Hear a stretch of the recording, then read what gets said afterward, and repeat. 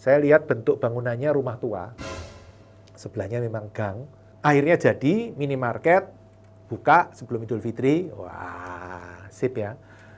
Tapi teman-teman, setelah buka, tokonya jelek, teman-teman. Saya kira, kok tokonya jelek ya?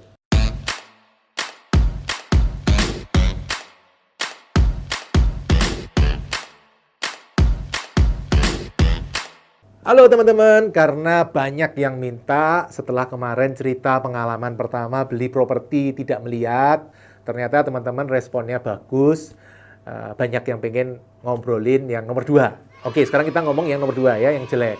Saya seperti beli properti tanpa lihat ini mungkin, tadi saya ngitung-ngitung lagi, ternyata bukan 5, 6 kayaknya. Barusan langsung ingat satu lagi ada di barat Jakarta, benar-benar Barat Jakarta. Kalau yang pertama kemarin kan selatan Jakarta ya.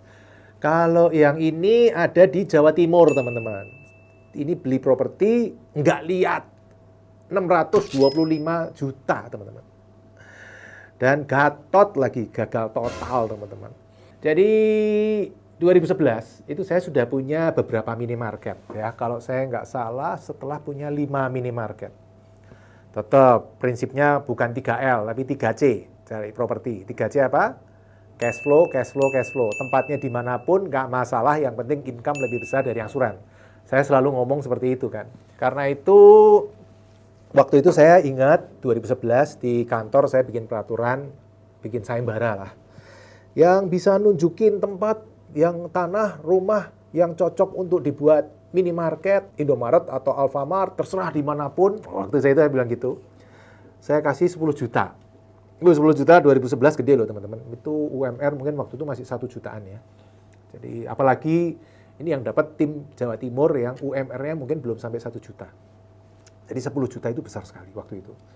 Masuk beberapa usulan dari teman-teman karyawan di kantor gitu ya. Nah, salah satunya di Jawa Timur. Kebetulan ini di tim Jawa Timur mengusulkan ke saya, Pak, ini ada lokasi bagus nih Pak, dekat rumah saya.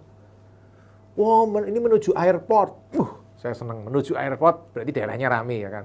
Terus terletak dia lingkar luar kota inilah, salah satu kota di Jawa Timur. Nah, waktu itu belum ada Google Maps, teman, atau Google Street View belum ada. Baru ada Google Maps. Nah, itu kan jauh banget. Itu Jawa Timurnya itu kalau dari Jakarta, mungkin sampai Jakarta Surabaya waktu itu aja mungkin sudah berapa jam ya? 12 jam kali ya. Tambah itu 4 jam lagi ya, mungkin 16 jam. Wah, males saya suruh ke sana. Dan naik pesawat juga nggak jelas, harus transit Surabaya. Pokoknya males lah intinya. Dan prinsip saya kan tadi ya 3C. Cash flow, cash flow, cash flow. Tempatnya terserah dimanapun. Yang penting income lebih besar dari angsuran, sikat. Dan waktu itu saya juga dapat 2 penawaran lagi. Satu di Sumatera Utara, satu di Jawa Tengah. Jadi ribet. Bahkan dapat satu lagi di Tangerang, itu aja saya oper ke teman saya. Udah kebanyakan saya, udah nyerah saya. Kebanyakan, pusing. Oke, kembali yang Jawa Timur tadi. Harganya 625, saya lihat fotonya, mungkin dikirim lewat BlackBerry kali waktu itu ya. Terus saya lihat di Google Maps belum lihat Street View ya. Saya lihat, wah cocok nih.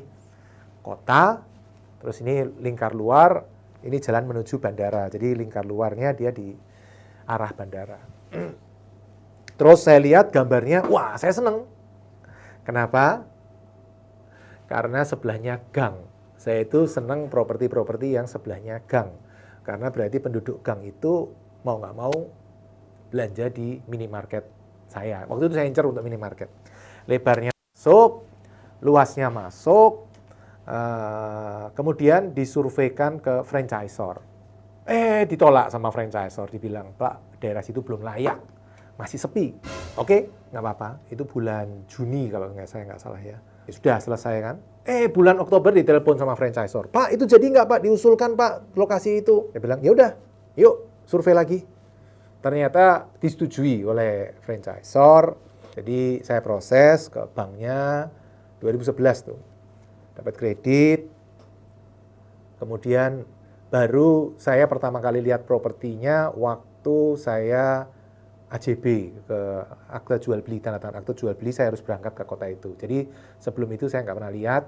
Saya lihat bentuk bangunannya rumah tua, sebelahnya memang gang, tapi nggak bisa lama-lama karena buru-buru balik Surabaya, balik Jakarta lagi, naik pesawat.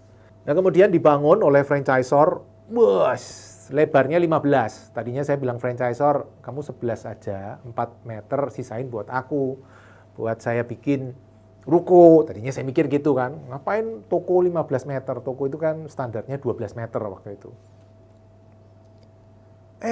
Ternyata nggak saya kontrol, dibangun semua 15 meter semua. Dan karena itu mendekati Idul Fitri, pembangunannya ngebut teman-teman. Dari rumah tua diambrukin, dibangun lagi, buka mungkin sekitar kurang dari sebulan teman-teman, mungkin 3 mingguan. Wah, saya bilang cepet banget. Karena mendekati Idul Fitri, jadi kebut. Dan akhirnya jadi minimarket, buka sebelum Idul Fitri. Wah, sip ya. Tapi teman-teman, setelah buka, tokonya jelek. Teman-teman. Saya heran, kok tokonya jelek ya? Padahal franchisor survei oke. Kemudian saya lihat fotonya juga oke, sebelah gang. Kemudian saya lihat sekilas juga menuju bandara, oke lah. Tapi jelek. Nah, kemudian saya coba analisa lagi waktu liburan anak-anak, Juni-Juli gitu ya, ngajak anak-anak sama istri ke sana, lihat propertinya, kenapa bisa jelek toko ini. Sekalian ngecek satu lagi, saya di situ juga ada deket-deket situ, 50 kilo dari situ saya juga ada toko yang lain, toko pertama saya. Ternyata teman-teman setelah dilihat kenapa jelek, ketahuan. Jeleknya adalah karena gang di sebelahnya buntu teman-teman. Jadi gang buntu itu jelek. Dan waktu itu saya nggak kebaca karena Google Maps waktu itu belum secanggih sekarang. Jadi gangnya itu paling cuma 2 rumah, 3 rumah, terus habis. Nggak nyambung ke rumah-rumah di belakangnya lagi. Rumah-rumah di belakangnya itu perumahan estate gitu teman-teman. Ya sudah, jadi kuenya terbatas, cuma tergantung orang lewat. Tapi bagusnya adalah lebar, tokonya lebar sehingga parkirnya gampang. Tapi tetap tidak ngangkat, profit toko itu tetap jelek, di bawah angsuran. Udah gitu teman-teman, problemnya lagi 2013, kompetitor datang, buka di seberangnya teman-teman. Waduh, udah toko jelek, dideketin kompetitor. Saya mikir kompetitor kalau datang ke saya aja saya kasih tokonya itu. Udah, saya nyerah gitu kan. Malah dia buka di seberangnya. Ya sudah, dua-dua tambah hancur-hancuran. Dan 2 tahun kemudian kompetitor tutup. Jadi setelah 2 tahun berdarah-darah, untungnya saya punya minimarket, properti-properti lain yang bisa nyubsidi toko ini. Ya, sesekali cerita yang jelek-jelek nggak apa-apa ya teman-teman, kisah sedihnya. Nah, setelah kompetitor tutup, baru toko saya membaik. Dan terus membaik sampai hari ini. Dan berita baiknya teman-teman, sekarang daerah itu izinnya tertutup, moratorium. Jadi kompetitor udah nggak bisa nempel lagi, tokonya semakin lama semakin baik. Jadi teman-teman, properti Komodo itu tidak semuanya langsung wow dari bulan pertama gitu, enggak. Ada yang mungkin butuh waktu, ada yang wow, ada yang wow sekali, beda-beda teman-teman.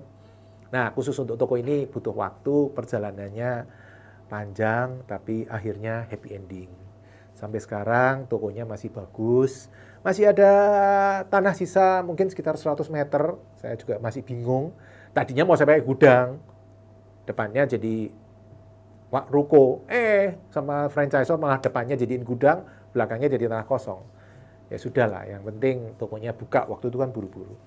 Oke teman-teman, kalau teman-teman suka, like, komen. Kalau banyak peminatnya, saya ceritain toko-toko berikutnya atau tanah-tanah properti saya berikutnya yang saya beli tanpa lihat. Semoga sukses selalu, salam hangat buat keluarga, salam Passive Income Property. Video hingga selesai. Untuk yang belum subscribe, ayo subscribe channel Pipo Hargianto dan klik lonceng notifikasi untuk mengikuti video-video selanjutnya. Teman-teman juga bisa mengikuti seminar-seminar gratis yang saya bagikan. Silakan daftar melalui nomor berikut.